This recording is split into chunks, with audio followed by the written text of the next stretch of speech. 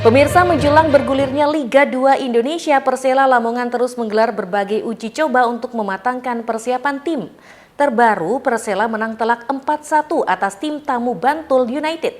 Meski demikian, 3 pemain naturalisasi yang dimainkan Persela belum menunjukkan performa terbaiknya.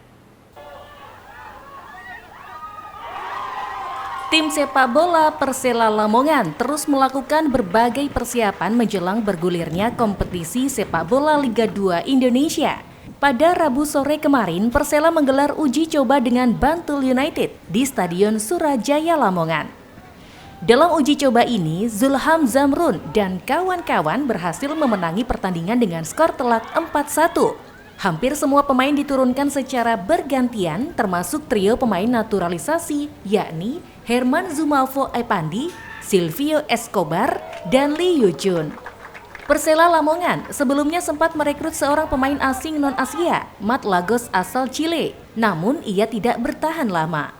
Pemain gelandang tersebut terpaksa angkat koper diduga kurang memenuhi kriteria. Pelatih Persela, Jajang Nuryaman, mengatakan timnya memang mengalami progres positif dalam laga uji coba tersebut. Namun secara keseluruhan, skuad Persela masih perlu banyak pembenahan. 3 pemain naturalisasi yang diturunkan dalam laga tersebut dinilai belum padu dengan pemain lain dan belum menunjukkan performa terbaiknya.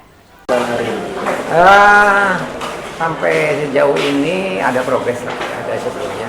Namun tetap masih menyisakan waktu, ini masih banyak PR. Terutama komunikasi di tengah kita masih belum dan masih harus diperbaiki. Bagaimana pemain naturalisasi sejauh ini, Mas, untuk yang naturalisasi? Yang naturalisasi kita udah bisa berikan 3 orang ya. Ya udah kita coba semuanya, itu juga masih belum sepenuhnya bisa menyatu dengan tim. Masih terus kita giling untuk makin padu. Sekedar diketahui, kompetisi Liga 2 Indonesia rencananya bergulir pada September 2023. Meski demikian, PT LIB belum menentukan tanggal dimulainya kompetisi sepak bola Indonesia ini. Zulkifli Zakaria, JTV Lamongan.